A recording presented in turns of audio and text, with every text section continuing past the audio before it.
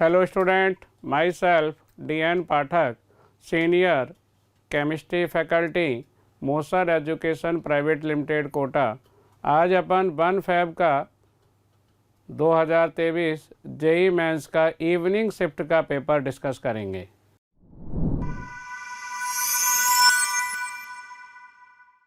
The electron gain enthalpies of the element denoted as a delta EGH, the incorrect option। ये एक ऐसा question है जिसमें उसने आपसे मैथमेटिक्स भी लगवा लिया है। उसने जो माइनस साइन लगा के अगर कोई वैल्यू लिखेंगे उसे कम कंसीडर किया है। तो इसमें ये जो क्वेश्चन है, इसमें वैसे तो इलेक्ट्रॉन गेन एंथैल्पी की वैल्यूज ये होती हैं, पर ये माइनस साइन के साथ हैं। तो यहाँ पर अगर अपन बात करें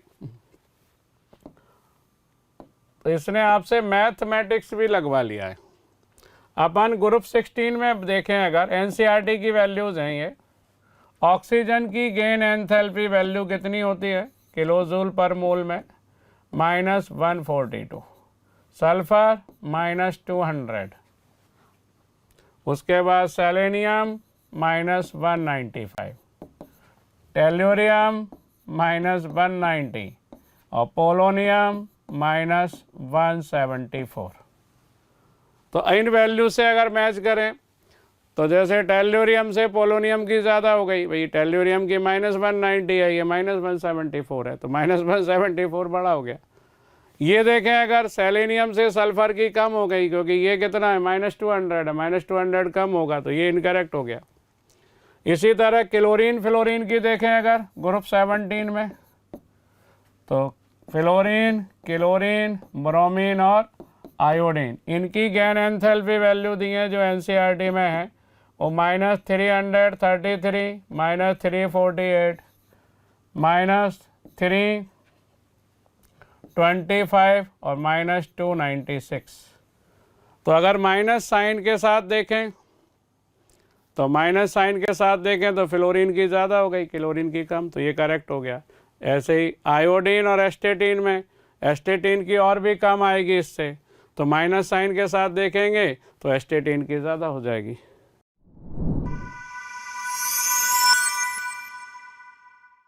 चलिए बच्चों शुरू करते हैं इसका नेक्स्ट क्वेश्चन। इसमें दे रखा है all structure given below are of vitamin C, the most stable of them is.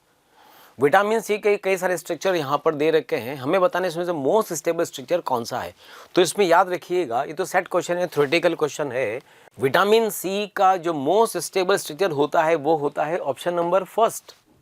इसमें डबल बॉन्ड यहाँ पर दोनों OH के बीच में डबल बॉन्ड होता है। ऐसा क्यों होता है जरा देखिएगा। इस केस में यहाँ पर ये वाला जो OH है, ये वाला H है, ये वाला H, एक तो इससे यहाँ पर इंट्रा मॉलिक्यूलर H बॉन्डिंग भी बना लेता है। दूसरी बात एक और चीज़ वो है, वो ये कि यहाँ पर अगर हम देखें इस O का जो लोन पेयर है वो इस पाई बॉन्ड के कॉन्जुगेशन में है और ये पाई बॉन्ड भी इस पाई बॉन्ड के कॉन्जुगेशन में है, तो यहाँ पर एक एक्सटेंडेड कॉन्जुगेशन भी मिलता है। तो यही रीज़न है कि इस केस में ये जो इसका फर्स्ट वाला ऑप्शन होगा यही इसका करेक्ट आंसर होगा। और ऐसा केसेस अगर हम यहाँ पर और इनमें देखें तो हमें ऐसा कोई यहाँ पर फॉर्म नहीं मिल पाती है। तो इस केस में डेफिनेटली मोस्ट स्टेबल जो स्ट्रक्चर होगा वो हो जाएगा इसका option number first.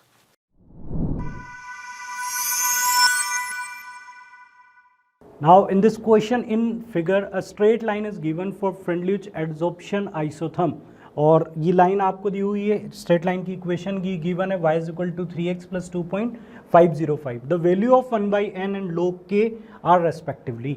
log k की वैल्यू कैलकुलेट करनी है और 1/n आपको कैलकुलेट करना है।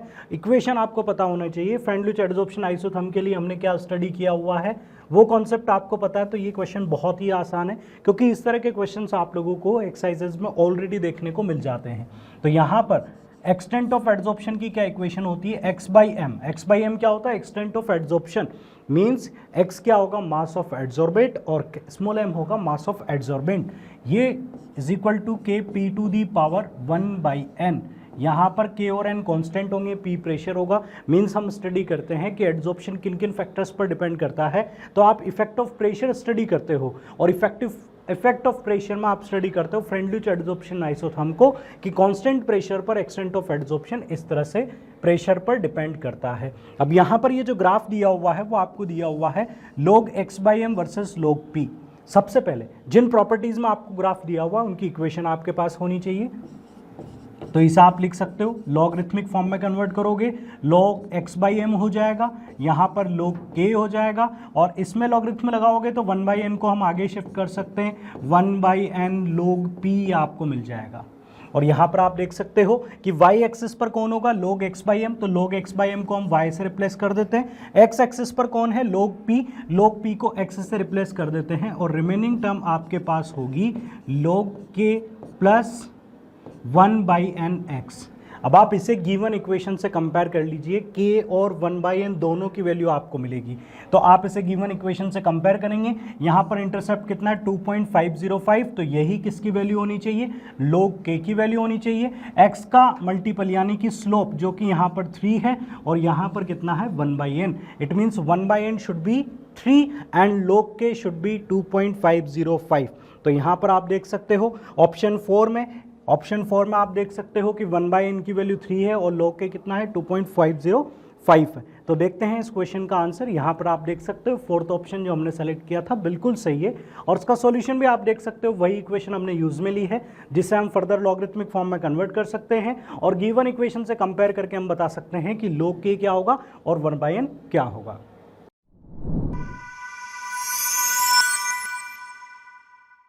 The correct order of bond enthalpy kilojoule पर मोल, वही साइज का कंसेप्ट लगेगा। ऑर्बिटल या एटम की साइज बढ़ने से बॉन्ड वीक होते जाएंगे और बॉन्ड एंथैल्पी कम हो जाएगी। कार्बन कार्बन बॉन्ड सबसे स्ट्रॉन्ग होगा, फिर सिलिकॉन, उसके बाद जर्मेनियम और उसके बाद टिन। तो कार्बन कार्बन का बॉन्ड स्ट्रॉन्ग बनेगा, सिंगल बॉन्ड या सिग्मा बॉन्ड, फिर सिलिकॉन, जर्मेनियम, उसके बाद टिन। आंसर सेकंड होगा।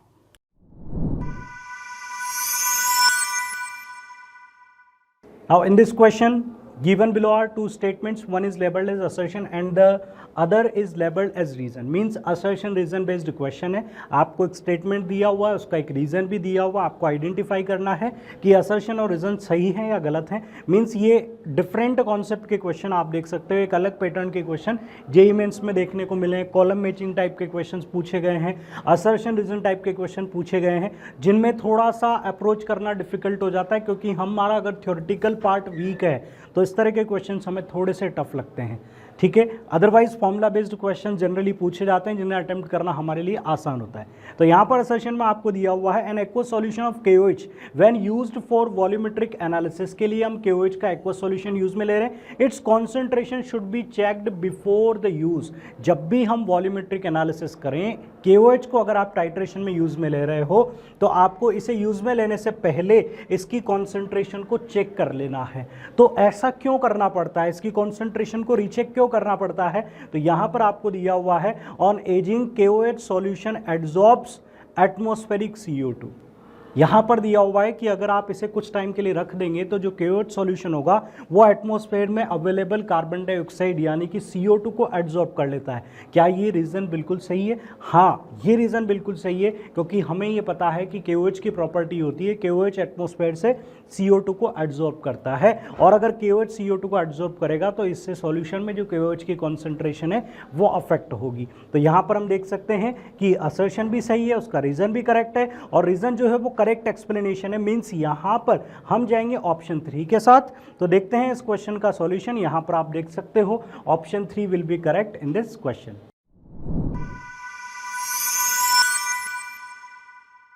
ऑक्सीजन ऑक्सीजन बॉन्ड लेंथ पूछा है H2O2 में। बैंड रूल का क्वेश्चन है ये। बैंड रूल लगेगा F2O2 में या O2F2 में और H2O2 में। इसमें यहाँ जिस ऑर्बिटल के साथ ये हाइड्रोजन के साथ बॉन्ड बनाएगा, बैंड रूल का स्टेटमेंट है कि लेस इलेक्ट्रोनेगेटिव एटम किसके साथ बॉन्डेड होगा, उस हाइब्रिड ऑर्बिटल के साथ जिसमें S कैरेक्टर ज़्यादा है, और मोर नेगेटिव उस हाइब्रिड ऑर्बिटल के साथ बॉन्ड बनाएगा जिसमें S कैरेक्टर कम है। तो यहाँ पर इस हाइब्रिड ऑर्बिटल में S कैरेक्टर ज़्यादा होंगे, इधर इसमें ज़्यादा होंगे तो यहाँ एस कैरेक्टर कम होंगे, तो ये बॉन्ड लेंथ बड़ी हो जाएगी। इसमें यहाँ एस कैरेक्टर कम होंगे, इस हाइब्रिड ऑर्बिटल में कम होंगे, तो इस हाइब्रिड ऑर्बिटल में ज़्यादा होंगे और ये बॉन्ड लेंथ कम हो जाएगी। तो इसमें एक्स तो लॉन्गर होगी। अब दूसरी बॉन्ड लेंथ ओ एच और ओ एफ पूछी है, तो ये तो साइज से देखेंगे। हाइड्रोजन एटम का साइज छोटा है इसलिए ओ एच बॉन्ड लेंथ कम होगी। तो यहाँ पर बाई जो है शॉर्टर होगी, क्योंकि हाइड्रोजन साइज में छोटा है, फ्लोरीन बड़ा साइज का एटम है। तो ऑप्शन 3 सही होगा।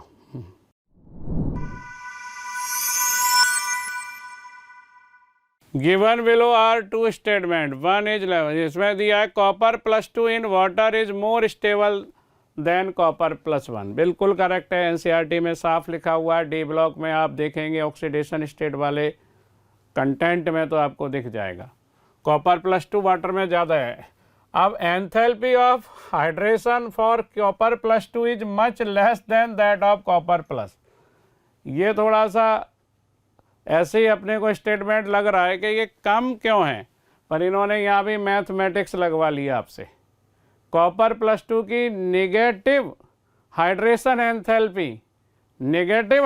एंथैल्पी कॉपर +1 से ज़्यादा है और वो कंपनसेट करती है किसको? सेकेंड आयनाइजेशन एंथैल्पी को। तो यहाँ पर अगर नेगेटिव साइन के साथ देखें तो ये मच लेस देन है। नेगेटिव साइन के साथ देखें तो कॉपर +2 की हाइड्रेशन एंथैल्पी कॉपर +1 से कम ही होगी। तो नेगेटिव साइन का भी उन्होंने यहाँ यूज आपसे पूछ लिया है, इसलिए दोनों सही हैं, एक्सप्लेनेशन भी सही होगा। तो करेक्ट एक्सप्लेनेशन है और AR दोनों सही हैं। तो इसका आंसर होगा 1। In aqueous solution copper +1 is unstable and 8 is disproportionate. ये डिस्प्रपोर्शनेट हो जाएगा। हाइड्रेशन एंथैल्पी और of copper +2 is higher than नहीं होगी, मोर नेगेटिव होगी। किससे? कॉपर +1 से, और ये आयनाइजेशन एनर्जी को कंपनसेट कर देगी।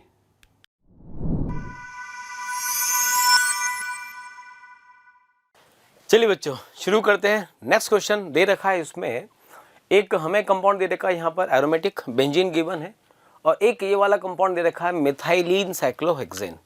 रिएक्शन करवाना है यहाँ पर HF के साथ और हीट भी दे रखा है। पूछा हुआ है इससे मेजर प्रोडक्ट क्या होगा। तो यहाँ पर देखिए अच्छा क्वेश्चन है ये वाला, एरोमेटिक से लिया हुआ है। एरोमेटिक में हम लोग पढ़ते हैं बहुत डिटेल में, इलेक्ट्रोफिलिक सब्स्टिट्यूशन रिएक्शन जो हम पढ़ते हैं उसका ये एग्जाम्पल है। तो देखिए इस केस में कैसे होगा। सबसे पहले जो मॉलिक्यूल दे रखा है मिथाइलिन साइक्लोहेक्सेन, उस पर अटैक होगा HF का। HF में कैसे होगा, यहाँ से CH2 का अटैक किस पर होगा? H पर होगा। एंड इस वाले C पर ये पहले ये पाई बॉन्ड ब्रेक होगा, ये पाई बॉन्ड ब्रेक होगा, इस वाले C पर चार्ज आएगा माइनस अटैक करेगा H+ पर, तो इस C पे चार्ज यहाँ पर बनेगा प्लस। तो ये हमें मिलेगा पहले कार्बोकेटाइन। चूंकि ये कार्बोकेटाइन, अच्छा ये भी तो आप सोच सकते हैं कि H का अटैक यहाँ पर ही क्यों हुआ, वहाँ क्यों नहीं हुआ। तो सोचिए अगर H+ का एडिशन इस वाले कार्बन पर हुआ होता तो प्लस हमें मिलता 1 डिग्री कार्बन पर, और अगर H का अटैक 1 डिग्री पर हो रहा है तो प्लस हमें मिल रहा है 3 डिग्री पर। तो 1 डिग्री कैटायन में और 3 डिग्री कैटायन में स्टेबल ज़्यादा कौन होता है? 3 डिग्री होता है डेफिनेटली। इसलिए H+ का अटैक होगा 1 डिग्री कार्बन पर और 3 डिग्री पर आएगा प्लस चार्ज। अब ये जो प्लस चार्ज है कार्बोकेटाइन है, एज ए इलेक्ट्रोफाइल इसका अटैक होगा बेंजीन पर, और हमें पता है बेंजीन के यहाँ पर किसी भी एक कार्बन से ये H को रिप्लेस करके ये कार्बोकेटाइन खुद इससे बॉन्ड बना लेता है। तो आप देखेंगे जब ये वाला कार्बन इस वाले कार्बन से बॉन्ड बनाएगा तो कुछ ऐसा कंपाउंड हमें मिलेगा। मतलब जो कार्बन बेंजीन से बॉन्ड बनाएगा उसी कार्बन के पास एक मिथाइल ग्रुप भी प्रेजेंट होगा, और ऐसा हमें सिर्फ इसी में मिल रहा है। तो यही इसका करेक्ट आंसर यहाँ पर होगा, और ये दे रखा है ऑप्शन नंबर 4। तो यहाँ पर देखिए इसका जो करेक्ट आंसर हो जाएगा वो होगा option number 4।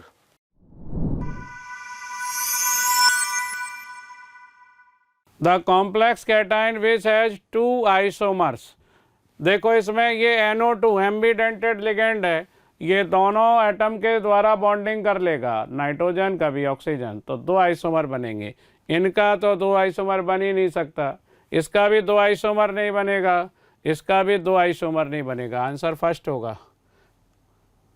Linkage isomerism show करेंगे, 2 आइसोमर बन जाएंगे। एक तो ये बन जाएगा CONH3 का होल 5, ये जो दिया ही है वही बन जाएगा NO2+2, और दूसरा बन जाएगा CONH3 का होल 5 ONO+2।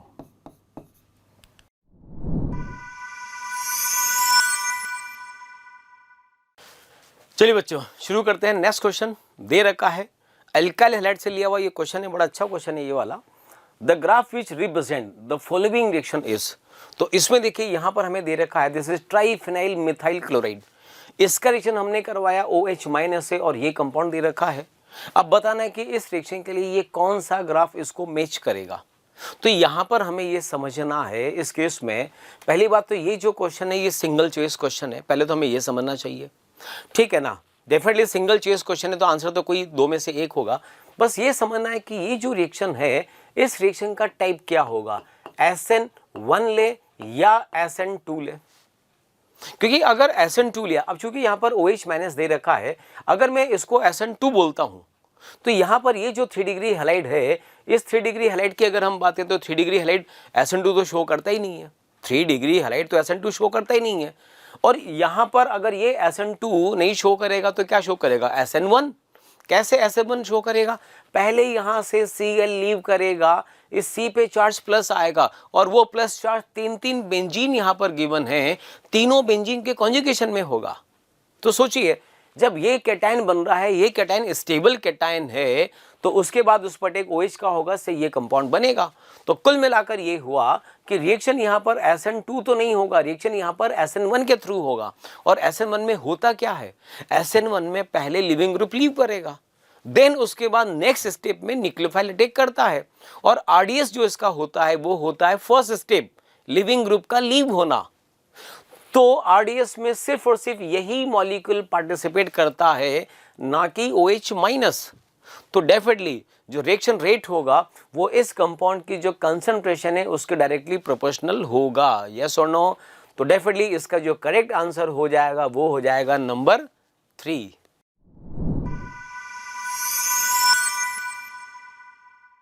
चलिए बच्चों शुरू करते हैं नेक्स्ट क्वेश्चन। एमिनो एसिड से दिया हुआ ये क्वेश्चन है, अच्छा क्वेश्चन इसको हम कह सकते हैं। Given below are 2 statement, one is labelled as assertion A and other is labelled as reason R। बताना है कौन सा करेक्ट है कौन सा इनकरेक्ट है, अकॉर्डिंगली हमें इसमें आंसर भी देना है। तो जरा देखिए इस केस में दे रखा है assertion A, alpha hello carboxylic acid on reaction with dilute NH3 gives good yield of alpha amino carboxylic acid, whereas the yield of amines is very low when prepared from alkyl halide। ठीक है, reason दे रखा है amino acid exist in zwitter ion form in aqueous medium. तो देखिए इसमें solution की अगर हम बात करें तो यहाँ पर ये हमें दे रखा है कार्बोक्सिलिक के रेस्पेक्ट में ये कार्बन कौन सा है, अल्फा कार्बन है।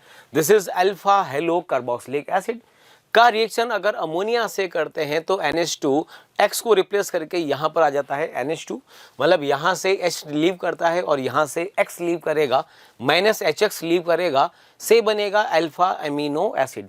अब ये कह रखा है कि अगर अल्फा एमिनो एसिड का रिएक्शन अमोनिया से करते हैं तो अल्फा एमिनो एसिड की यील्ड अच्छी मिलती है। रीज़न क्या है, बिकॉज ये मॉलिक्यूल ज्विटर आयन में एग्जिस्ट करता है कुछ इस टाइप से, ये H यहाँ पर नहीं होगा, COO-, मतलब ये इसका एसिडिक ग्रुप है, ये इसका बेसिक ग्रुप है। तो बेसिक ग्रुप क्या करेगा, इसके एसिडिक H को एक्सटेंड कर लेगा, खुद कन्वर्ट होगा NH3+ में और यहाँ पे क्या बन जाएगा COO-। तो कहने का मतलब alpha amino acid zwitter ion form में एग्जिस्ट करते हैं, इसलिए इनका फर्दर रिएक्शन अमोनिया से पॉसिबल नहीं हो पाता है। लेकिन यहां पर देखो इस केस में अगर हम रिएक्शन यहां पर हैलाइड के करा रहे हैं, किससे, अमोनिया से कराएं, तो इस केस में क्या होगा, NH3 का लोन पेयर R पे अटैक करके यहां से X को रिप्लेस करेगा, से पहले बनता है 1 डिग्री अमाइन। ठीक है, ये बना, ये 1 डिग्री अमाइन। अब चूंकि यहां पर RX है, हैलाइड है, तो ये जो RNH2 है ये वापस RX पर अटैक करेगा, RX पर अटैक करेगा तो फिर से यहां पर क्या बनाएगा, 2 डिग्री अमाइन बनेगा।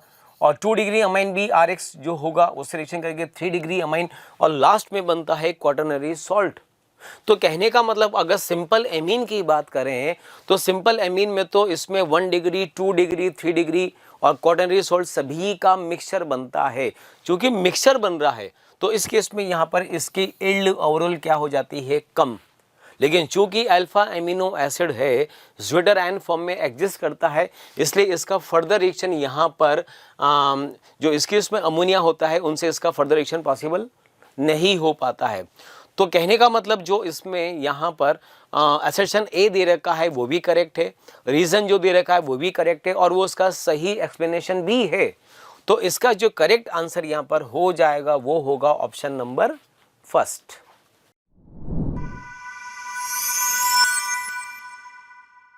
The industrial activities held least responsible for global warming.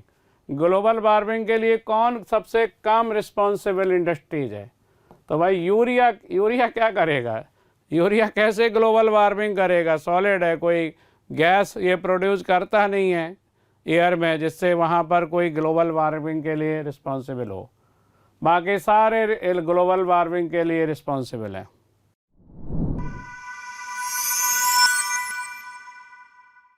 ये क्वेश्चन स्टेटमेंट का फैक्ट भी है इसमें। जिप्सम का यूज कह रहे हैं मेकिंग किसमें, फायर प्रूफ वॉल बोर्ड्स बनाने में करते हैं।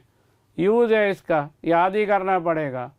और gypsum is unstable at high temperature, सही है। जिप्सम अनस्टेबल है, हाई टेम्परेचर पर डिकम्पोज हो जाएगा, कैल्शियम ऑक्साइड बना लेगा, SO3 बना लेगा, और ज़्यादा हाई टेम्परेचर पर करोगे हीटेड SO2 O2 में डिकम्पोज हो जाएगा SO3।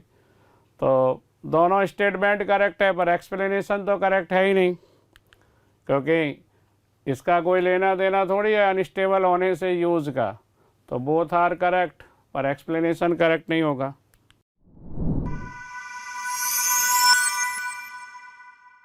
ये भी NCERT का क्वेश्चन है H2O2 का। The starting material convenient preparation of deuterated hydrogen peroxide D2O2 बनाने के लिए लेबोरेटरी में तो दिया हुआ है। पहले तो क्या करते हैं आप, इसमें कोई भी ऐसा सॉल्ट लेते हैं जिसमें हाइड्रोजन सल्फेट हो, उसका इलेक्ट्रोलाइसिस कराते हैं तो आपको क्या मिलता है, H2O2।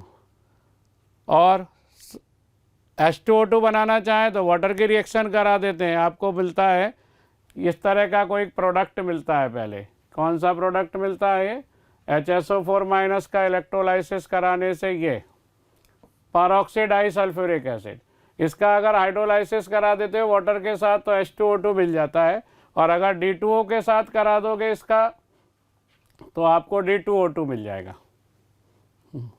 NCERT का क्वेश्चन है।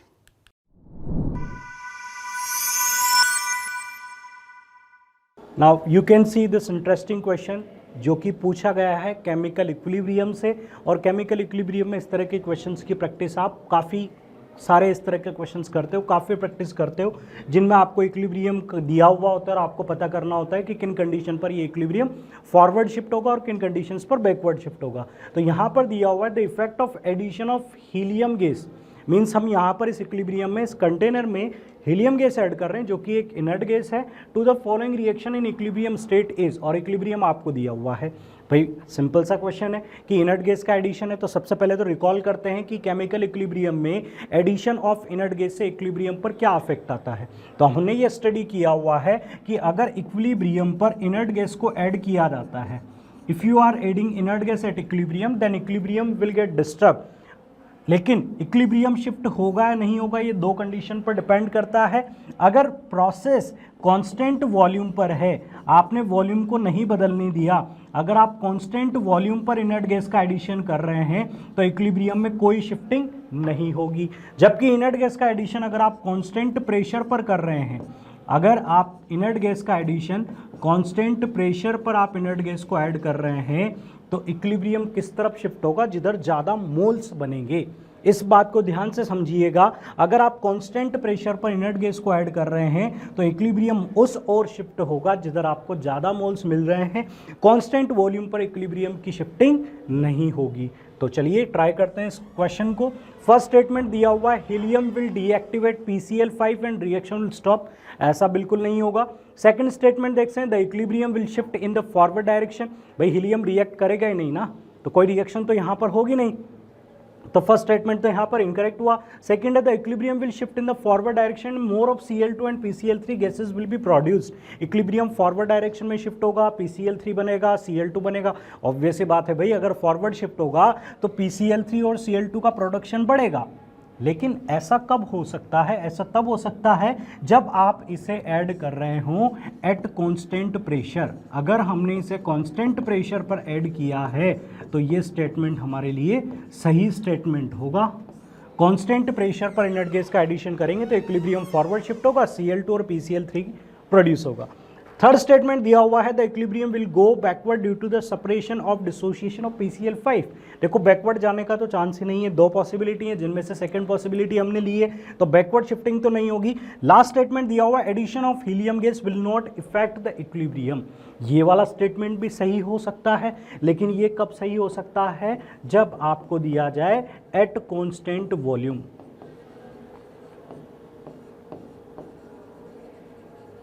अगर आप कांस्टेंट वॉल्यूम पर इनर्ट गैस का एडिशन कर रहे हैं तो इक्विलिब्रियम शिफ्ट नहीं होगा, मींस हीलियम जो है वो इक्विलिब्रियम को अफेक्ट नहीं करेगा।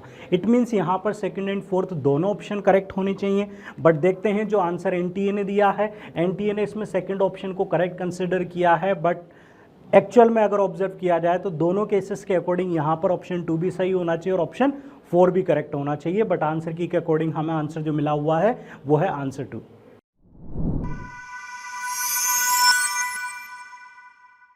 Which element is not present in national reagent, ये क्वेश्चन खूब पूछा है, कई पेपर में पूछा है। नेशनल रिएजेंट में कौन सा एलिमेंट है, या किसी पेपर में फॉर्मूला पूछ लिया है। K2HgI4 होता है, पोटेशियम होगा, मरकरी होगा, आयोडीन होगा, ऑक्सीजन नहीं होगा। ये नेशनल रिएजेंट का फॉर्मूला है।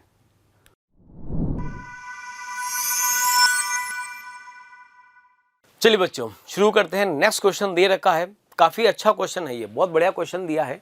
The structure of major product A, B and C in the following reaction are sequence. इसमें यहाँ पर देखो फर्स्ट सेक्शन यहाँ पर दे रखी है, इस टाइप का कंपाउंड दे रखा है 1 2 3 4 5 6। थर्ड नंबर पर मिथाइल दे रखा है, यहाँ कीटोन भी है, तो ये 3 मिथाइल ये एल्डिहाइड ग्रुप है, एल्डिहाइड ग्रुप है। 1 2 3 4 5 कार्बन का चेन है।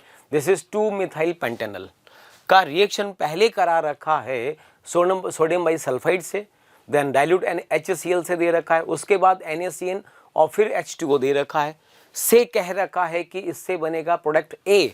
और जब प्रोडक्ट A का reaction further lithium aluminium hydride से कराते हैं तो मिलता है B, और HCl H2 से कराएं तो मिलता है C। हमें इसमें बताना है A, B और C क्या होंगे। तो तुम्हें याद होना चाहिए कार्बोनिल कंपाउंड हम सोडियम बाइसल्फाइड से कराते हैं तो ये एक न्यूक्लियोफिलिक एडिशन रिएक्शन होती है, और इसमें प्रोडक्ट बनता है कुछ इस टाइप का। जरा देखो यहाँ पर ये हमें रिएक्टेंट गिवन है, C पे चार्ज क्या है, यहाँ पर इस C पे चार्ज है डेल प्लस, O पे charge del minus, Na plus HSO4 minus में माइनस का अटैक C पर होगा, पाई बॉन्ड O पर शिफ्ट होगा। तो यहाँ पर पहले कुछ इस टाइप का मॉलिक्यूल बनता है HSO3, O पर आता है माइनस। चूंकि ये माइनस है और यहाँ पर ये सल्फोनिक ग्रुप पर H है, ये तो एसिडिक H है, तो ये कैसे बिहेव करेगा एज ए स्ट्रॉन्ग बेस। तो ये O माइनस यहाँ से इसका H प्लस एक्सेड करके कुछ इस टाइप का कंपाउंड बनाता है O minus SO3 minus Na। ये एक कंपाउंड वाइट कलर सॉलिड होता है, ये सॉलिड होता है ये वाला, जिसको फिल्टर करके सेपरेट कर लेते हैं। कहने का मतलब याद रखिएगा, पढ़ाते हैं जब इसको क्लास में तब ये भी कहते हैं कि सोडियम बाइसल्फाइड रिएक्शन जब हम कार्बोनाइल से कराते हैं तो ये रिएक्शन कार्बोनाइल कंपाउंड का फिल्ट्रेशन प्रोसेस भी होता है, इनका प्योरीफिकेशन प्रोसेस भी होता है। इससे हम कार्बोनाइल कंपाउंड को प्योर भी करते हैं, क्योंकि रिएक्शन में जो ये सॉलिड बनता है इसको फिल्टर करके सेपरेट कर लेते हैं। और जब इसका रिएक्शन वापस डाइल्यूट HCl से करते हैं तो ओरिजिनल जो कार्बोनाइल कंपाउंड हमने स्टार्टिंग में लिया था वो कंपाउंड फिर से हमें यहाँ पर मिल जाता है। तो ये जो कंपाउंड मिलता है ये प्योर कार्बोनिल कंपाउंड होता है जिसको हम स्टार्टिंग में यहाँ पर लेते हैं। अब उसके बाद दे रखा है जब इस कंपाउंड का रिएक्शन NaCN से करते हैं, NaCN एक आयोनिक कंपाउंड है, Na प्लस और Cn माइनस, तो क्या होगा, अगेन न्यूक्लियोफिलिक एडिशन होगा, Cn माइनस का अटैक C पर होगा और ये पाई बॉन्ड कहाँ चला जाएगा, O पर। तो इस वाले C पर, अच्छा O से तो जब इसका हाइड्रोलिसिस करेंगे तो O पर आ जाएगा OH और इस वाले C से जुड़ जाएगा कौन, Cn। इस कंपाउंड को कहा जाता है साइनोहाइड्रिन। तो यहाँ पर जो कंपाउंड A हमने बनाया है इसको कहते हैं साइनोहाइड्रिन। ओके, मान लिया। अब इसके बाद दे रखा है कि इसका रिएक्शन अगर हम लिथियम एल्यूमिनियम हाइड्राइड से कराएं और HCl H2O से मतलब हाइड्रोलिसिस कर दें तो क्या बनेगा। तो याद रखिए जब इसका रिडक्शन हम लिथियम एल्यूमिनियम हाइड्राइड से करते हैं तो अल्कोहल का तो फर्दर रिडक्शन नहीं होता है, बट जो साइनाइड होता है उसका 1 डिग्री में रिडक्शन हो जाता है, से बनेगा CH2 सिंगल बॉन्ड NH2, ये बना CH2 सिंगल बॉन्ड NH2। कहने का मतलब साइनाइड 1 डिग्री अमाइन में रिड्यूस हो जाता है। लेकिन अगर हम इसका एसिड हाइड्रोलिसिस करें तो जो साइनाइड ग्रुप होता है वो कार्बोक्सिलिक में इसका हाइड्रोलिसिस हो जाता है, तो यहाँ मिलता है हमें COOH प्लस साथ में अमोनिया भी इसमें से लीव करता है। तो आप देखेंगे कि इसमें जो प्रोडक्ट A है वो ये है, प्रोडक्ट B ये वाला है और प्रोडक्ट C ये वाला है। तो अगर इन सभी को हमें जो ऑप्शंस गिवन है उसमें अगर मैच करें तो ये ऑप्शन हमें मिलता है ऑप्शन नंबर 4। एक बार हम देख सकते हैं ऑप्शन नंबर 4 इसमें क्या दे रखा है, जरा देखिए। ये दे रखा है ऑप्शन नंबर 4, पहले बनता है साइनोहाइड्रिन, रिडक्शन करने के बाद हमें मिलता है 1 डिग्री अमाइन और जब इसका हम हाइड्रोलिसिस करते हैं तो हमें मिलता है ये वाला कंपाउंड अल्फा हाइड्रोक्सी एसिड। तो जो करेक्ट ऑप्शन इस क्वेश्चन का होगा वो हो जाएगा ऑप्शन नंबर 4।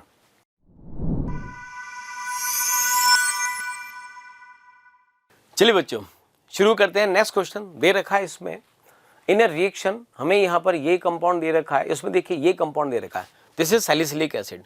इसमें बताना है हमें कि अगर X से रिएक्शन कराएं तो ये कंपाउंड बनता है और अगर Y से रिएक्शन कराएं तो ये कंपाउंड बनता है। बस ये बताना है इसमें X और Y यहाँ पर क्या होंगे। तो यहाँ पर सबसे पहले देखो ये जो मॉलिक्यूल होता है ये वाला मॉलिक्यूल, इसको हम कहते हैं सैलिसिलिक एसिड और ये जो कंपाउंड होता है इसको कहा जाता है एस्प्रिन।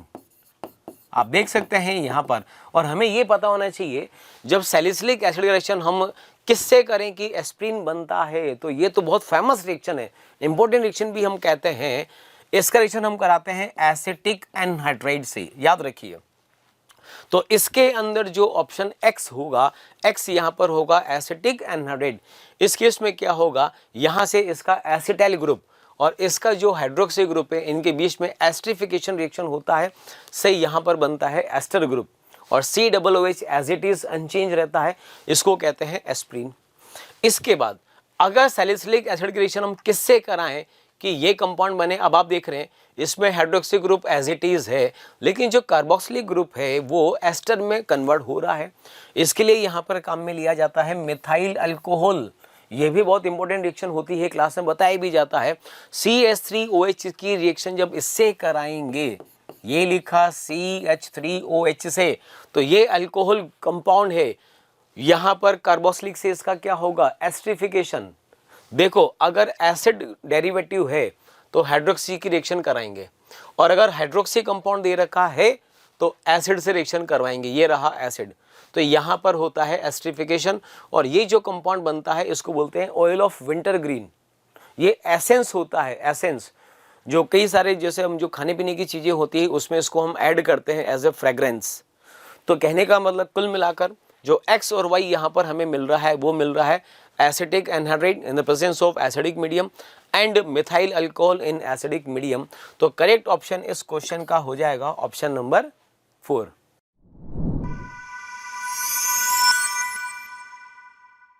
इसमें पूछा है आइसो इलेक्ट्रॉनिक स्पीसीज कौन सी हैं, तो ये चारों आइसो इलेक्ट्रॉनिक हैं क्योंकि इनमें सब में इलेक्ट्रॉन का नंबर कितना है, 18 है। बहुत सिंपल क्वेश्चन है, सभी बच्चे ऑलमोस्ट इसे कर लेंगे। सब में 18 इलेक्ट्रॉन है, ये सारे चारों आइसो इलेक्ट्रॉनिक है।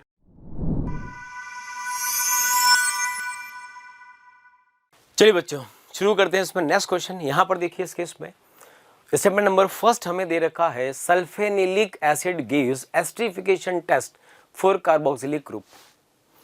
सेकंड दे रखा है sulphanilic acid gives red colour in Lassaigne test for extra element detection. तो यहाँ पर देखो जो स्टेटमेंट नंबर फर्स्ट है वो इनकरेक्ट है, जबकि स्टेटमेंट नंबर जो 2 है वो करेक्ट है। देखो कैसे, इसमें हम देखेंगे यही जो कंपाउंड होता है दिस इज सल्फेनिलिक एसिड। इस केस में इसका एस्टरिफिकेशन क्यों नहीं हो पाता है, रीजन ये है क्योंकि यहाँ पर NH2 है, N के पास यहाँ पर कौन है, लोन पेयर है। जरा देख सकते हैं हम लोग यहाँ पर N के पास में क्या है, लोन पेयर है। इसका इफेक्ट कौन सा होगा, प्लस M इफेक्ट होगा। प्लस M के कारण ये जो सल्फर होता है, इस सल्फर की जो इलेक्ट्रोफिलिसिटी होती है इसको ये काफ़ी हद तक कम कर देता है, इसलिए ये एस्टरिफिकेशन शो नहीं करता है। जबकि यहाँ पर दे रखा है sulphanilic acid gives esterification test for carboxylic group, तो ये तो गलत है, ये टेस्ट नहीं देता है। और अगर हम इसके ऑप्शन नंबर सेकंड की बात करें तो यहाँ पर देखो लिखा हुआ है do not show esterification test. ये तो हमने बोल दिया कि ये टेस्ट नहीं देता है बिकॉज NH2 का प्लस M होता है, उससे इसकी इलेक्ट्रोफिसिटी काफ़ी हद तक कम हो जाती है। सेकेंड है presence of both sulphur and nitrogen gives red colour in Lassaigne test. तो डेफिनेटली यहाँ पर लसाने टेस्ट किसका टेस्ट होता है, सल्फर का, नाइट्रोजन का और हेलोजन का, तो डेफिनेटली उसमें रेड कलर भी ये देता है।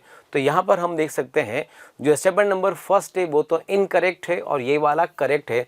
तो ऑप्शन वाइज अगर हम देखें तो इसका जो फर्स्ट ऑप्शन होगा यही इसका करेक्ट आंसर होगा।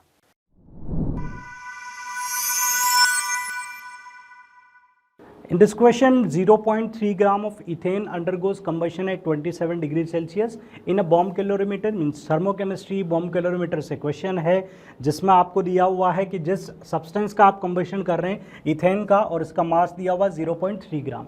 The temperature of the calorimeter, calorimeter का टेम्परेचर चेंज दिया होगा, system including the water is found to rise by 0.5 degree Celsius.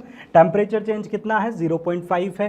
The heat evolve during combustion of the ethane at constant pressure is, means हमें constant pressure पर heat evolve calculate करना है, means आपको calculate करना है delta H की value, और आपको यहाँ पर किसी पर्टिकुलर अमाउंट के लिए दिया हुआ है टेम्परेचर चेंज, डेल्टा T आपको क्वेश्चन में गिवन है। और देखते हैं कुछ और वैल्यूज आपको गिवन है। Heat capacity of the calorimeter system, इस कंप्लीट सिस्टम की आपको हीट कैपेसिटी दी हुई है 20 किलो जूल पर केल्विन।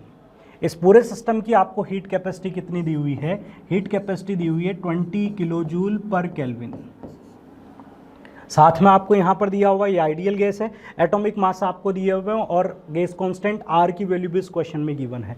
तो सबसे पहले तो देखते हैं भाई, अगर टेम्परेचर आप इंक्रीज होता हुआ देख रहे हो जो कि 0.5 से बढ़ रहा है, डेल्टा T की वैल्यू 0.5 होगी इस गिवन केस के लिए, और इस गिवन केस में हीट कैपेसिटी कितनी है 20 किलो जूल पर केल्विन है। तो क्या हम इन दोनों को मल्टीप्लाई कर दें जिससे हम क्या कहेंगे C डेल्टा T, और ये किसके इक्वल आएगा, heat released during this process, इस प्रोसेस में कितनी हीट रिलीज हुई है, कांस्टेंट वॉल्यूम पर ये प्रोसेस हुआ है, इसे आप क्या कहोगे, डेल्टा U कहोगे, और delta U is equal to क्या हो जाएगा, C डेल्टा T।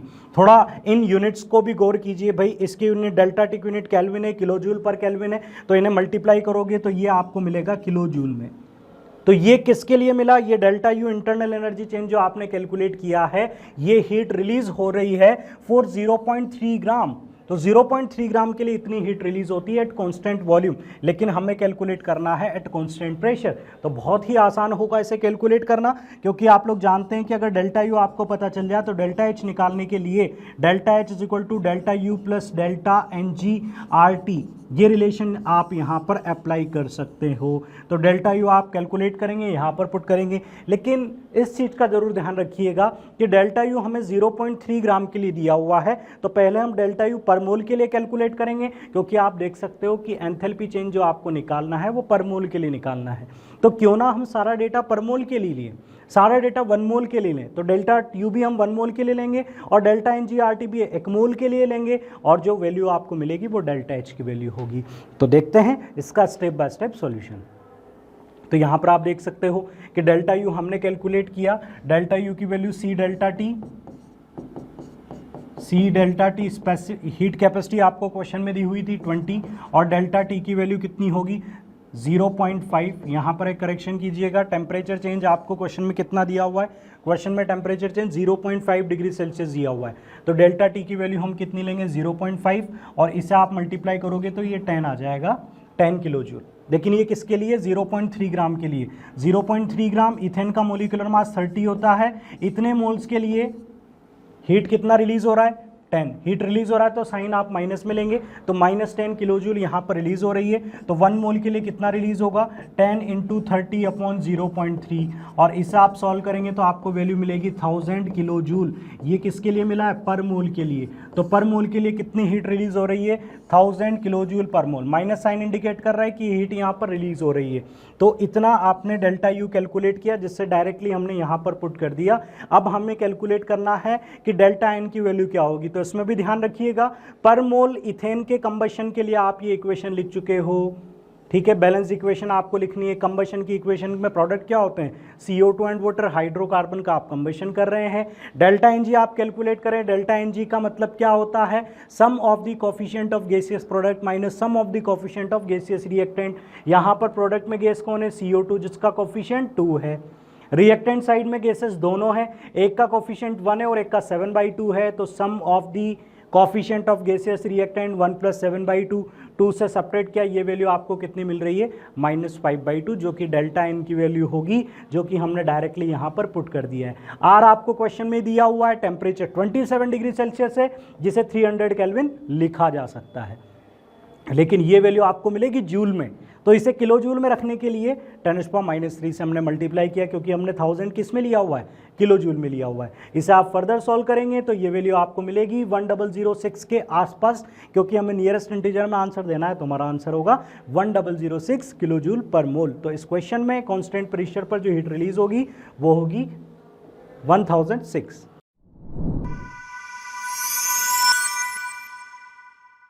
चलिए बच्चों शुरू करते हैं नेक्स्ट क्वेश्चन। देखिए दे रखा है, अगेन ये क्वेश्चन हमें दे रखा है केमिस्ट्री एवरीडे से, ड्रग्स पर बेस्ड ये क्वेश्चन है, पूछा हुआ है among the following the number of tranquilliser is are. इसमें हमें बताना है कि कितने इसमें ट्रैंक्विलाइजर हैं। तो सेट क्वेश्चन एनसीईआरटी में दे रखा है, अगर आपने ठीक से पढ़ रखा है तो ये क्वेश्चन आपके लिए बहुत आसान क्वेश्चन है। इसमें याद रखिएगा, इसमें ये जो कंपाउंड होता है यहाँ पर वेरोनल और यहाँ पर वेलियम है, ये सब के सब क्या होते हैं, ट्रैंक्विलाइजर्स होते हैं, ठीक है ना। लेकिन यहाँ पर इस केस में ये जो होता है, देखो ये रहा इसका आंसर। इसमें यहाँ पर first compound, second Veronal, Valium, ये सब के सब क्या हैं, ये सब के सब ट्रैंक्विलाइजर हैं। जबकि सल्वर्सन जो है वो एंटीबायोटिक होता है, एंटी। तो हमसे पूछा है टोटल 4 में से कितने ट्रैंक्विलाइजर हैं, तो ट्रैंक्विलाइजर यहाँ पर कितने हमें मिल रहे हैं, 4 में से 3, तो 3 ही इसका यहाँ पे करेक्ट आंसर होगा।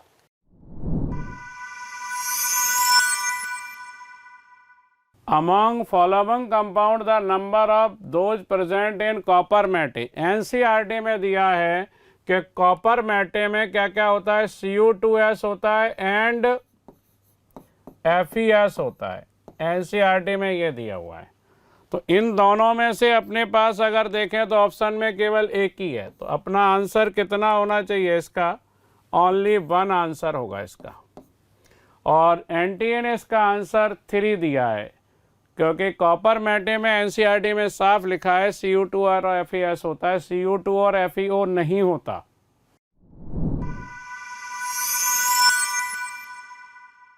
अब जो क्वेश्चन आप अपने सामने स्क्रीन पर देख रहे हैं, क्वेश्चन पूछा गया है सॉलिड स्टेट से, और सॉलिड स्टेट से जो क्वेश्चन पूछा गया इसमें दिया हुआ है a metal M crystallises into 2 lattice. M जो है वो 2 लेटिस की फॉर्म में क्रिस्टलाइज हो रहा है। एक है फेस सेंटर्ड क्यूबिक FCC, तो आपको पता होना चाहिए FCC का अरेंजमेंट कैसा होता है। FCC में जो एटम्स हैं वो कहाँ कहाँ पर मौजूद होंगे, कॉर्नर पर मौजूद होंगे, और उसके अलावा फेस सेंटर पर मौजूद होंगे। कॉर्नर का कॉन्ट्रीब्यूशन 1/8 होता है और फेस सेंटर का कॉन्ट्रीब्यूशन 1/2 होता है। तो कितनी यूनिट FCC में लग रही हैं वो आपको पता होना चाहिए। इसी तरह से बॉडी सेंटर्ड क्यूबिक की बात की जा रही है, 2 क्रिस्टल आपको दिए हुए हैं, और एक में एज लेंथ 2 एंगस्ट्रॉम है, दूसरे में एज लेंथ 2.5 एंगस्ट्रॉम है। तो ये जो वैल्यू आपको दी हुई है एंगस्ट्रॉम में गिवन है, ठीक है। FCC के लिए एज लेंथ 2 एंगस्ट्रॉम है और BCC के लिए एज लेंथ 2.5 दी हुई है। The ratio of densities of lattices FCC to BCC बहुत सिंपल सा क्वेश्चन है बच्चों। एफसीसी के केस में डेंसिटी और बॉडी सेंटर्ड क्यूबिक बीसीसी के केस में डेंसिटी निकाल कर इनका रेशियो निकालना है। तो आप सबसे पहले फॉर्मूला रिकॉल कीजिए कि डेंसिटी कैलकुलेट करने के लिए सिंपल सा कॉन्सेप्ट क्या होता है, मास अपॉन वॉल्यूम। मीन्स जो भी कॉन्स्टिट्यूएंट है, हम अगर एक यूनिट सेल कंसिडर कर ले, तो हमें केवल ये पता करना है कि इस यूनिट सेल का वॉल्यूम कितना है और यहाँ पर कितना मास, ऑक्यूपाइड एटम का टोटल मास हम पुट कर दें। तो उसके लिए सबसे पहले आपको पता करना पड़ेगा कि कितने मेटल के एटम यहाँ पर मौजूद हैं एक यूनिट में, और एक यूनिट की एज लेंथ, अगर यहाँ पर एज लेंथ ए है तो इसका वॉल्यूम तो हमारे पास बड़ा ही सिंपल होगा, ए क्यूब, क्योंकि क्यूब का वॉल्यूम कितना होता है, साइड क्यूब होता है। तो density is equal to mass upon volume, volume हमारे पास ए क्यूब हो जाएगा। मास आप पुट करेंगे, मास पुट करने के लिए आपको पहले पता करना पड़ेगा एटम कितने हैं। तो सबसे पहले हम नंबर ऑफ एटम पता करेंगे, जिसे हम Z से रिप्रेजेंट करते हैं। नंबर ऑफ एटम को हम मोल में कन्वर्ट करने के लिए Na से डिवाइड कर देंगे, ये मोल में कन्वर्ट किया, और इसके बाद आप इसे मल्टीप्लाई कर दोगे मोलिकुलर मास से। मेटल M का जो एटॉमिक मास होगा उससे मल्टीप्लाई करेंगे तो ये हमें क्या मिल जाएगा, डेंसिटी। तो इसी तरह से ये सेम फॉर्मूला आप एफसीसी और बीसीसी दोनों के लिए अप्लाई कर सकते हो। देखो कौन सी चीज़ें वेरी करेगी, एफसीसी के अंदर भी मेटल एम वही है और बीसीसी में भी मेटल एम वही है, तो दोनों केसेस में जो एटॉमिक मास है वो तो सेम ही होगा। साथ ही साथ आप देखो एवोगाड्रोस नंबर भी दोनों में सेम ही होगा। तो जब हम दोनों के लिए फॉर्मूला अप्लाई करेंगे तो सबसे पहले तो आप ये मुझे बताइए कि एफसीसी के केस में जेड हमें कितना रखना चाहिए, आप लोग सोचिए, और बीसीसी के केस में जेड की वैल्यू क्या होनी चाहिए। दोनों में ए की वैल्यू भी डिफरेंट होगी, क्वेश्चन में दिया हुआ है। इसमें ए आपको 2 एंगस्ट्रॉम लेना है एफसीसी में, और बीसीसी में ए की वैल्यू आपको लेनी है 2.5 एंगस्ट्रॉम। चलिए Z के बारे में सोचिए। तो सबसे पहले सोचिए face centred cubic, face centred cubic में एटम्स कहाँ पर होते हैं, कॉर्नर पर होंगे। टोटल आपके पास कितने कॉर्नर्स हैं, 8 कॉर्नर्स हैं। एक कॉर्नर का कंट्रीब्यूशन 1/8 है, तो 8 कॉर्नर होंगे, तो कॉर्नर वाले का कंट्रीब्यूशन कितना हो गया, 1 हो गया। 1/8 इंटू 8, एक का कंट्रीब्यूशन 1/8, टोटल 8 कॉर्नर्स पर एटम मौजूद हैं, तो ये कितना हो जाएगा 1। फेस सेंटर यानी कि फेस पर कितना कंट्रीब्यूशन होता है, 1/2। फेस पर कंट्रीब्यूशन 1/2 होता है। टोटल नंबर ऑफ फेसेस कितनी है, 6 फेसेस हैं, 6 इंटू 1/2, 6 इंटू 1/2 आपको कितना मिलेगा, 3। मीन्स यहाँ पर Z की वैल्यू कितनी हो जाएगी, 4 हो जाएगी एफसीसी में। सिमिलरली बीसीसी में आप कैलकुलेट करेंगे तो कॉर्नर्स पर होगा और बॉडी सेंटर पर होगा, तो कॉर्नर का कंट्रीब्यूशन 1 और सेंटर वाले का भी कंट्रीब्यूशन 1। तो इसके केस में यानी बीसीसी में Z की वैल्यू 2 मिलेगी, यहाँ पर Z की वैल्यू 4 मिलेगी।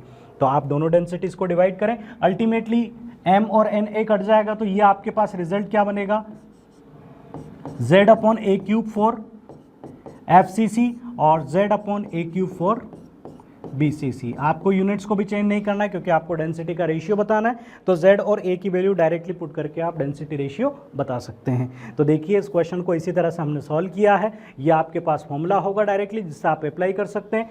एफसीसी के लिए Z 4 है, A की वैल्यू 2 है, बीसीसी के लिए Z 2 है, A की वैल्यू 2.5 है।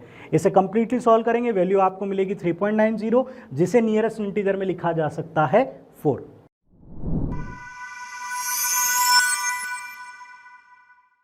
The spin only magnetic movement पूछा है MnH2O का होल 6 में। तो इसमें Mn का ऑक्सीडेशन +2 है, 5 अनपेयर्ड इलेक्ट्रॉन आएंगे, और फार्मूला लगा के अपन कैलकुलेशन करेंगे तो √35 अप्रॉक्स वैल्यू या नियरेस्ट इंटीजर निकालेंगे तो आंसर आ जाएगा इसका 6। तो इसमें 6 क्या होंगे, 6 वैल्यू होगी किसकी, स्पिन ओनली मैग्नेटिक मूवमेंट की। 5 अनपेयर्ड इलेक्ट्रॉन होंगे, T2Z में 3 और EZ में 2।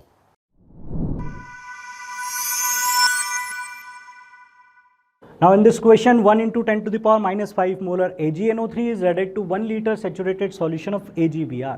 सिल्वर नाइट्रेट को हम AgBr में ऐड कर रहे हैं, और यहाँ पर आपको दिया हुआ सिल्वर नाइट्रेट सॉल्युबल कंपाउंड है, AgBr इनसॉल्युबल है, जिसका सॉल्युबिलिटी प्रोडक्ट भी इस क्वेश्चन में गिवन है 4.9 × 10⁻13, और दिया हुआ है the conductivity of this solution 8298 kelvin is this.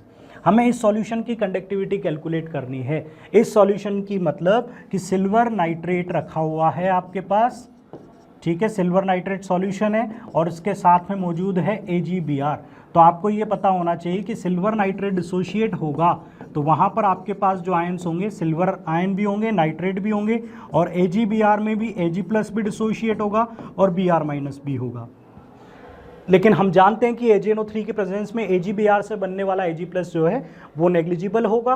तो यहाँ पर ऑलमोस्ट जो Ag+ की कॉन्सेंट्रेशन है वो किसके बराबर होगी, सिल्वर नाइट्रेट के बराबर होगी।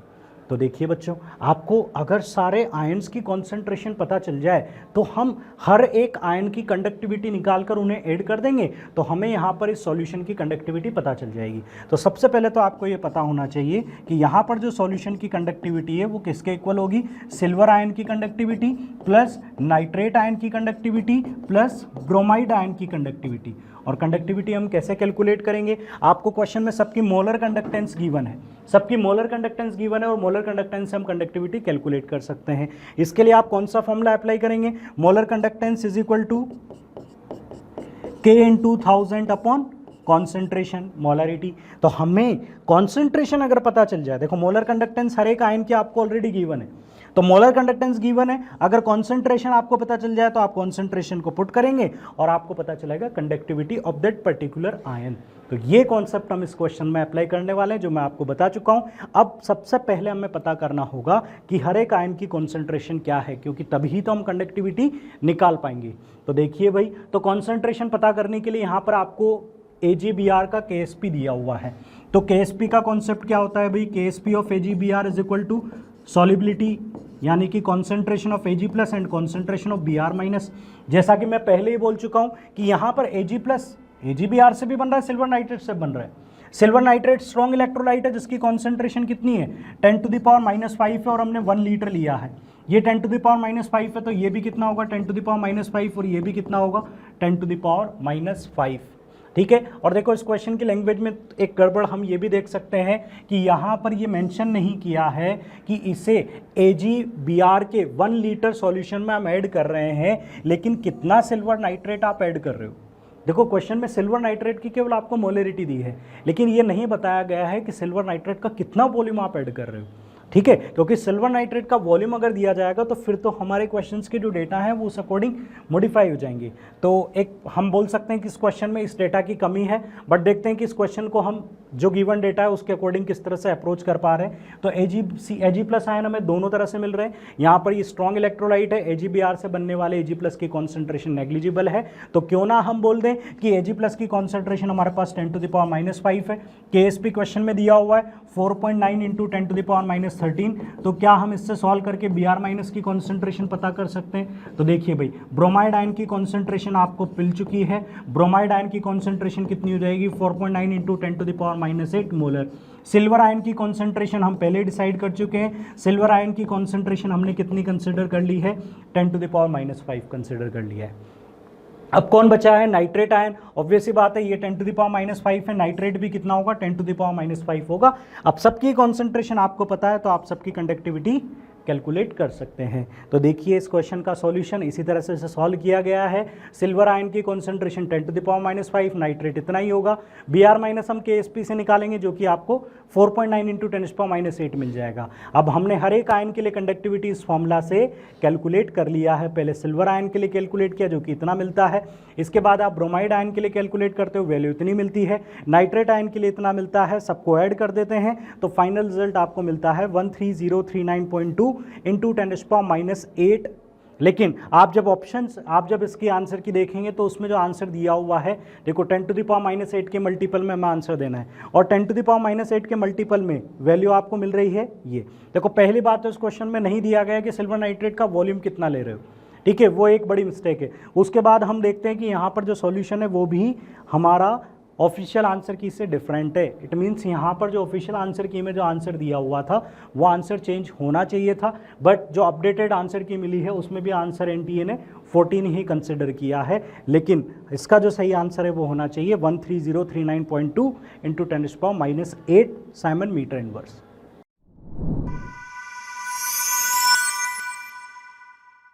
In this question, 20% of acetic acid is dissociated when its 5 gram is added to 500 ml of water. Water का वॉल्यूम है 500 ml और एसिटिक एसिड हमने लिया है 5 ग्राम। तो यहाँ पर जो एसिटिक एसिड डिसोशिएट होता है वो केवल 20% है, अल्फा की वैल्यू 20% है। और दिया हुआ है the depression in freezing point of such water, तो यहाँ पर आपको depression in freezing point calculate करना है, डेल्टा TF की वैल्यू कैलकुलेट करनी है। तो कॉलिगेटिव प्रॉपर्टी का क्वेश्चन है, डेल्टा TF कैलकुलेट करना है। मोलल डिप्रेशन कांस्टेंट और वाटर की डेंसिटी भी आपको क्वेश्चन में गिवन है। तो कौन सा फॉर्मूला यहाँ पर अप्लाई करेंगे, सब बच्चों को ये फॉर्मूला पता है, delta TF is equal to IKFM। I क्या होगा, वांट ऑफ फैक्टर, KF होगा डिप्रेशन कांस्टेंट और मोललिटी हमें यहाँ पर पुट करनी है। तो बड़ा ही आसान होगा। इसके लिए आपको सबसे पहले वांट ऑफ फैक्टर कैलकुलेट करना है। वांट ऑफ फैक्टर क्या होता है, 1 + n-1 अल्फा। अल्फा की वैल्यू भी क्वेश्चन में गिवन है, अल्फा कितना है 20%, यानी कि अल्फा कितना है 0.2। अल्फा की वैल्यू 0.2 है। और n कितना होगा, n होगा जब एसिटिक एसिड डिसोशिएट होगा तो एक मॉलिक्यूल कितने आयंस आपको देगा। तो एसिटिक एसिड के डिसोशिएशन से आपको 2 आयन मिलेंगे, तो n की वैल्यू कितनी होगी, 2 होगी, 2 - 1.2। तो यहाँ पर वांट ऑफ फैक्टर कितना आ जाएगा, 1.2 आ जाएगा। तो हम वांट ऑफ फैक्टर रख सकते हैं जो कि 1.2 होगा। KF की वैल्यू क्वेश्चन में दी हुई है 1.86। आपको कैलकुलेट करनी होगी मोललिटी। और मोललिटी क्या होता है, मोल of solute upon weight of solvent in kilogram. क्या सॉल्यूट के मोल हैं आपके पास, नहीं, हमारे पास है सॉल्यूट का मास। तो क्या मास को मोल बना सकते हैं, बिल्कुल। मास को मोल बनाने के लिए सॉल्यूट के मोलिकुलर मास से डिवाइड कर दीजिए। सॉल्यूट का मोलिकुलर मास कितना होगा, 60 होगा। एसिटिक एसिड का मोलिकुलर मास कितना होगा, 60 होगा। तो ये मोल ऑफ सॉल्यूट बन गया। मोल ऑफ सॉल्यूट को हम डिवाइड करेंगे वेट ऑफ सॉल्वेंट से। लेकिन आप देखेंगे कि सॉल्वेंट का तो वॉल्यूम दिया हुआ है, तो वेट क्या होगा, तो साथ में सॉल्वेंट की डेंसिटी भी दी हुई है। तो डेंसिटी से आप वेट निकालेंगे, 500 ml वॉल्यूम है, डेंसिटी 1 ग्राम पर ml है, तो वेट ऑफ सॉल्वेंट आपके पास कितना आ जाएगा, 500 ग्राम आएगा, जबकि मोललिटी के लिए किलोग्राम होना चाहिए था। तो इसके लिए हमने यहाँ पर मल्टीप्लाई कर देना है, 1000 से मल्टीप्लाई कर देना है इस रिजल्ट को। तो ये रिजल्ट आपका बन जाएगा मोललिटी। इसे सॉल्व करेंगे तो आपको मिलेगा डिप्रेशन इन फ्रीजिंग पॉइंट। तो देखिए इस क्वेश्चन का सॉल्यूशन। हमने वांट ऑफ फैक्टर कैलकुलेट किया 1.2, बिल्कुल सही। Delta TF is equal to IKFM, 1.2 KF की वैल्यू दी हुई है। और मोललिटी हमने कैलकुलेट कर ली, 5/60 mole of solute, weight of solvent 500 gram, to convert into kilogram, multiply by 1000, and ये जो रिजल्ट होगा ये क्या होगा, मोललिटी होगा, जिसे यहाँ पर प्लेस करेंगे। रिजल्ट मिलेगा 0.372, जिसे हम लिख सकते हैं 372 × 10⁻³ क्योंकि आपको आंसर देना है 10⁻³ के मल्टीपल में। सो इस क्वेश्चन का करेक्ट आंसर होगा 372।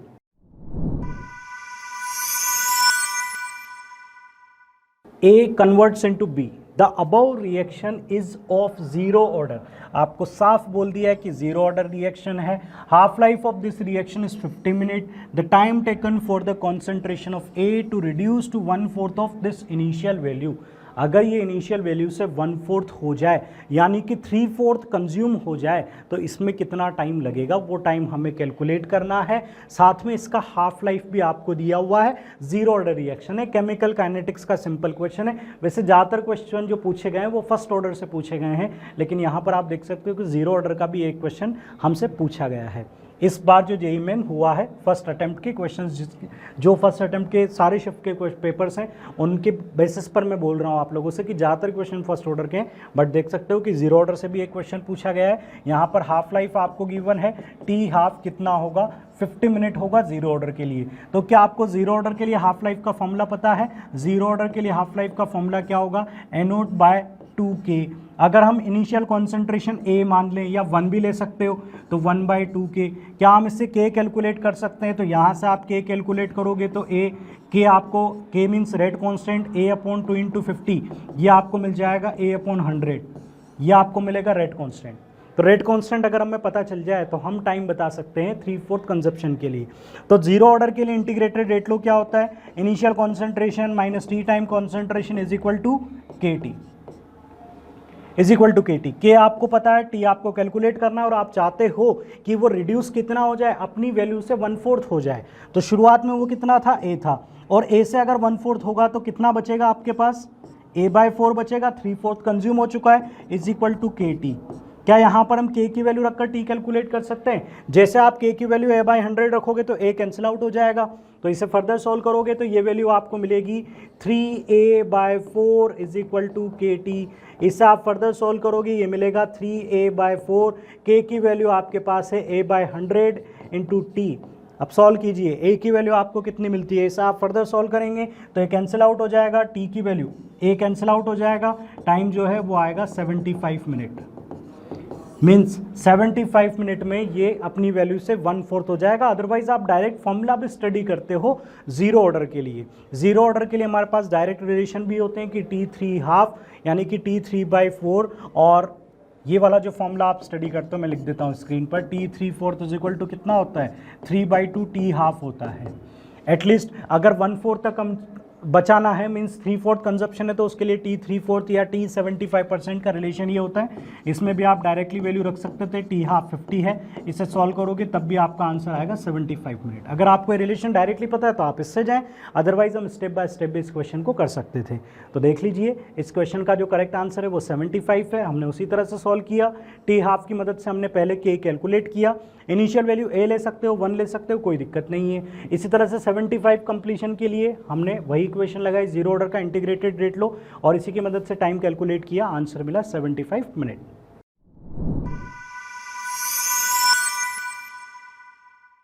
ओके, लेते हैं नेक्स्ट क्वेश्चन। स्टीरियो आइसोटोप में से लिया हुआ ये क्वेश्चन है, काफ़ी अच्छा क्वेश्चन, इजी क्वेश्चन भी कह सकते हैं। अगर ऑप्टिकल पर आपका कमांड अच्छा है तो ये क्वेश्चन आपके लिए बिल्कुल आसान है। इसमें कंपाउंड दे रखा है, पूछा है which is steroidical hormone, testosterone यहाँ पर दे रखा है, which is steroidical hormone has the following structure, ये इसका स्ट्रक्चर है। इसमें पूछा गया है the total number of asymmetric carbon atom in testosterone, तो इसमें कितने कायरल सेंटर हैं। ठीक से अगर हम देखें तो यहाँ पर ये वाला कार्बन कायरल सेंटर है, ये कार्बन की चारों वैलेंसीज डिफरेंट है, ये कार्बन कायरल नहीं होगा बिकॉज डबल बॉन्ड आ रहा है, डबल बॉन्ड आ रहा है तो ये कार्बन तो sp2 है, और sp2 कार्बन कभी कायरल नहीं होता है। हाँ, ये कार्बन कायरल होगा, ये भी कायरल होगा, ठीक है ना, ये कार्बन कायरल है, ये भी कायरल, और ये भी कार्बन कायरल होगा। इसके अलावा और कोई से भी कार्बन कायरल यहाँ पर नहीं होंगे। तो टोटल अगर हम इसमें काउंट करें तो टोटल जो कायरल सेंटर हमें यहाँ पर मिल रहे हैं वो मिल रहे हैं 6। तो डेफिनेटली यहाँ पर इसका आंसर हो जाएगा 6।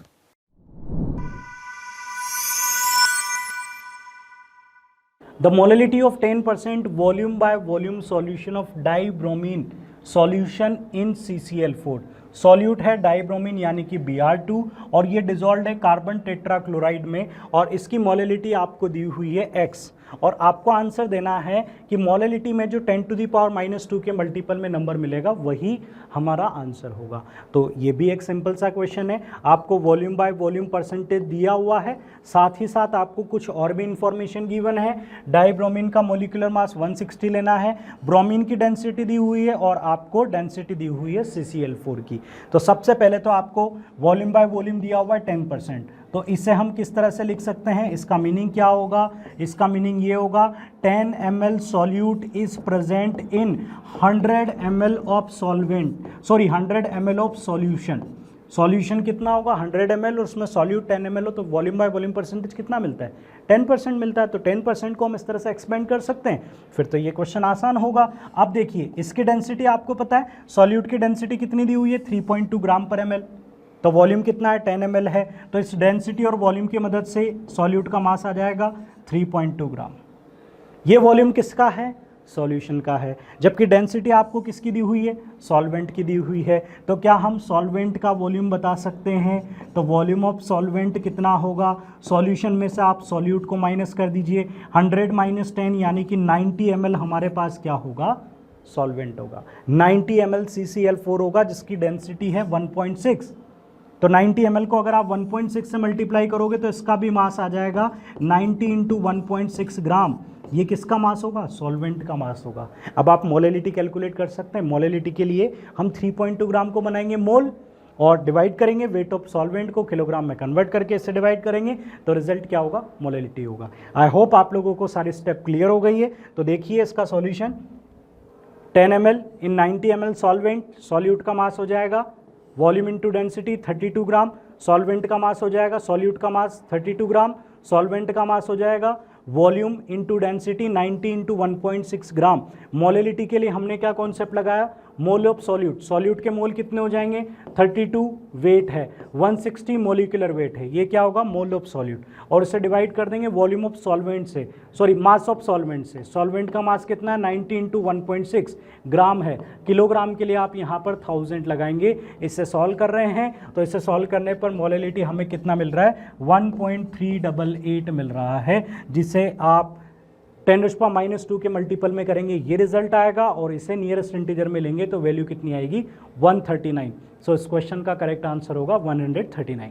सो डियर स्टूडेंट, ये था कंप्लीट डिस्कशन जो जेईई मेन का आपका एग्जाम हुआ फर्स्ट वेव को सेकंड शिफ्ट का। आशा करते हैं कि ये सेशन आप लोगों के लिए हेल्पफुल रहेगा। आप इन सारे सॉल्यूशंस को देखिए, समझिए, और जो नेक्स्ट अटेम्प्ट के लिए आप अपीयर होने वाले हैं, या जो बच्चे नेक्स्ट ईयर या आने वाले सालों में जेईई मेन के एग्ज़ाम के लिए अपीयर होने वाले हैं, वो समझें कि किस तरह के क्वेश्चंस पूछे जा रहे हैं, और इन क्वेश्चंस को आप कम समय में किस तरह से अप्रोच कर सकते हैं। प्रॉपर एनालिसिस को समझिए कि किस चैप्टर से किस तरह के क्वेश्चंस को पूछा जा रहा है, और उसी तरह से खुद को नेक्स्ट एग्जाम के लिए प्रिपेयर करके जाएं। So thank you all for watching this session.